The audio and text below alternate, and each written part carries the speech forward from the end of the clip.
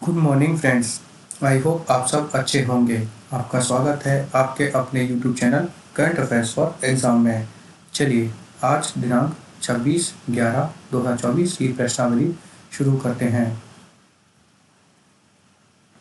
Doctor S Jaishankar ने हाल ही में निम्नलिखित में से किस देश का दौरा किया?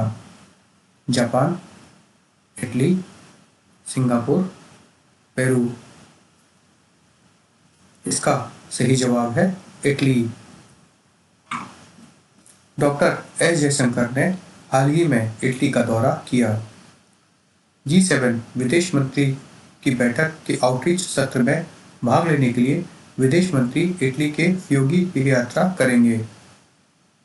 विदेश मंत्री रोम में MED मेडिटेरियन डायलॉग के 10वें संस्करण में भी भाग लेंगे, जिसका आयोजन इटली के विदेश मंत्रालय और अंतर्राष्ट्रीय सहयोग मंत्रालय के सहयोग से अंतर्राष्ट्रीय राजनीतिक अध्ययन संस्थान अर्थात institute for international political studies ISPI द्वारा किया जा रहा है। चलिए अगले प्रश्न पर आते हैं। निम्नलिखित में से किस देश ने रियाद डिजाइन कानून संधि पर हस्ताक्षर किए हैं? भारत, रवांडा, चाड, सूडान। इसका सही जवाब है भारत। भारत ने रियाद डिजाइन कानून संधि पर हाल ही में हस्ताक्षर किए हैं। विश्व बौद्धिक संपदा संगठन वर्ल्ड इंटेलेक्चुअल प्रॉपर्टी ऑर्गेनाइजेशन के सदस्य देशों ने ऐतिहासिक डिजाइन कानून संधि को अपनाया है। रियाद डिजाइन कानून संधि के अंतिम अधिनियम पर हस्ताक्षर करके भारत अपनी प्रगति को आगे बढ़ाता है और समावेशी विकास को बढ़ावा देने तक तथा बौद्धिक संपदा संरक्षण तक न्याय संगत पहुंच सुनिश्चित करने के लिए अपनी प्रतिबद्धता की पुष्टि करता है।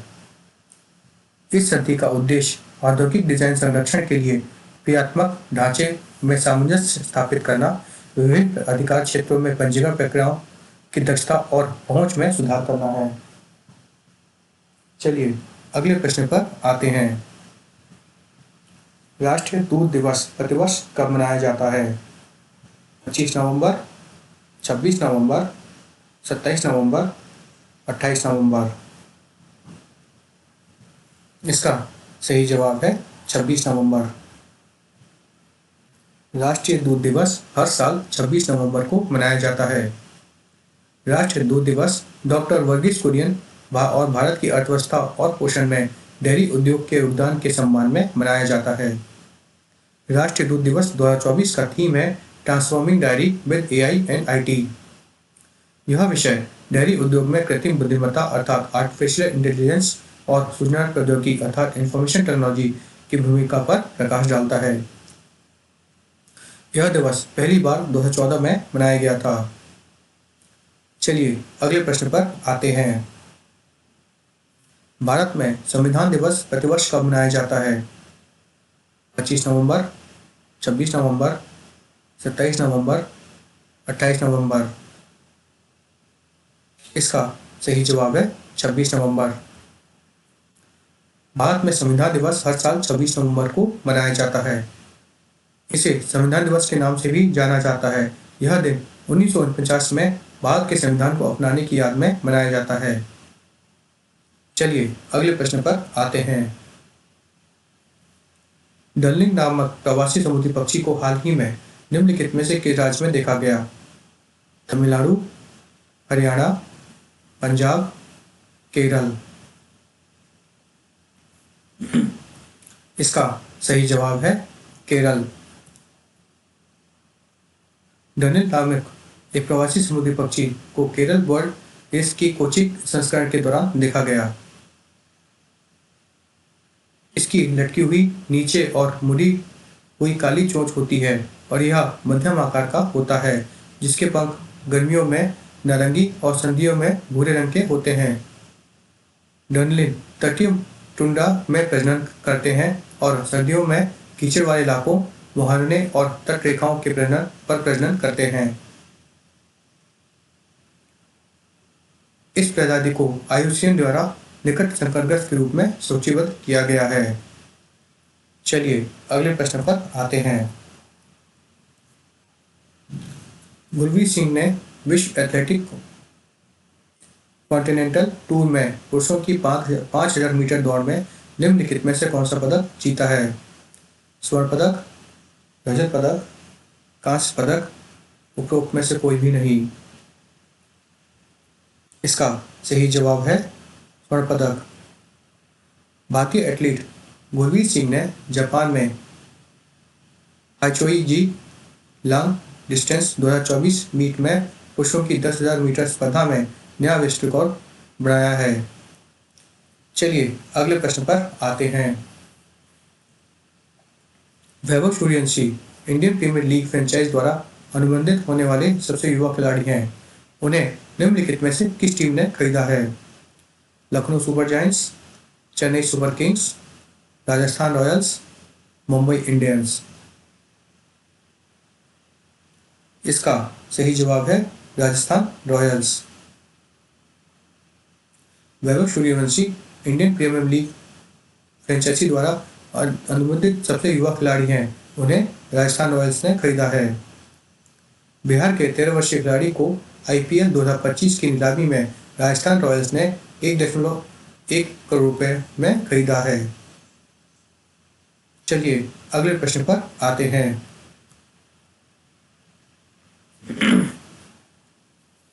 ब्रह्मोस एयरस्पेस ने नए प्रमुख के रूप में किसे नियुक्त किया गया है?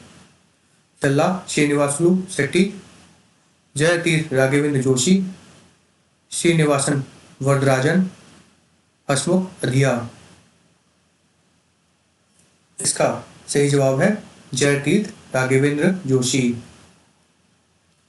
जयतीर्थ राघवेंद्र जोशी को ब्रह्मोस एयरस्पेस का प्रमुख नियुक्त किया गया है, जो ब्रह्मोस सुपरसोनिक क्रूज मिसाइल के लिए जाना जाता है। चलिए अगले प्रश्न पर आते हैं।